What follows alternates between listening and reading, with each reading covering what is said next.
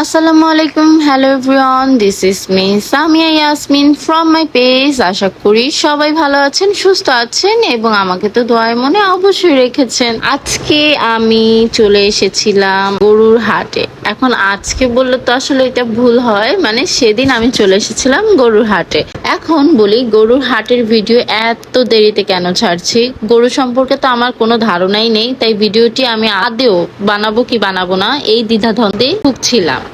তো দ্বিধাদ্বন্দ্বের এই একই পর্যায়ে আমি আমার হাজবেন্ডকে বলেছিলাম একটু ভয়েস দিয়ে দাও আমাকে এই ভিডিও। ও তো মানে আরো নার্ভাস, ও আসলে নিজে ভয়েস দিতে পারে না, কিন্তু ওর গরুর সম্পর্কে আইডিয়া অনেক ভালো। তো আমি হচ্ছে যেগুলোই দেখছি সেগুলোই আপনাদেরকে দেখাচ্ছি। আর গরু হাটে যাওয়ার উদ্দেশ্য হচ্ছে বাচ্চাকে একটু দেখাতে চাচ্ছিলাম যে দেখো বাবা গরুগুলো কিরকম হয় বা কিছু। আর আমরা শাহজাহানপুর হাটে গিয়েছিলাম। শাহজাহানপুর হাটে কিন্তু তখনও আর কি পরিপূর্ণভাবে গরু আসা শুরু করেনি, তারপরেও যে এত গরু ছিল মানে দেখার মতো, তুলনামূলক ভাবে আমার মনে হয়েছে অন্য সব সময়ের থেকে এবার কিন্তু গরুর হাটে গরুর পরিমাণ অনেক বেশি ছিল।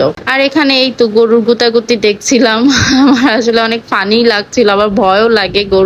গরুর সামনে যেতে অনেক ভয় লাগে। আমি জানি আমার মতন অনেকেই আছে, কিন্তু ছেলে মানুষরা সাধারণত অনেক বেশি কাউ লাভার হয়, তাই ওরা আসলে এগুলোতে অভ্যস্ত। ওরা মেনটেন করতে পারে কিভাবে আদর করতে হয়, সবকিছু হয়তো বা ওরা জানে। আমি আমার বাচ্চাকেও বলছিলাম একটু গরুকে আদর করানোর জন্য, মানে সানজিৎকে রিকোয়েস্ট করছিলাম একটু বাবুকে ধরাও, কিন্তু আমার বাচ্চাটাও ভয় পায়, ও ধরতেই চায় না, কি ভয় পায়। কিন্তু ও কিন্তু গরু দেখে অনেক খুশি হয়েছিল। বাচ্চাদের এই ছোট ছোট আনন্দ গুলো দিতে পারলে আমার যে কি ভালো লাগে। আমি জানি সবাই মনে হয় সবার বাচ্চাকে এরকম আনন্দ দিতে পছন্দ করে। তো এই ছোট ছোট ক্লিপ গুলো আপনাদের সাথে শেয়ার করছি। আর গরুর হাটে কিন্তু ঘুরে আসলে অনেক মজা পেয়েছি, যদিও কয়েকটা দরদামও করেছিলাম, যদিও তারা হচ্ছে অনেক আগে নিয়ে আসছে গরু, মানে এটা সম্ভবত ঈদের অষ্টম দিন কি সপ্তম দিন এরকম হবে, মানে অষ্টম কি সপ্তম দিন আগে এই ভিডিওটি করা হয়েছিল। তো এভাবে করে এক পর্যায়ে আমরা হচ্ছে চলে যাব।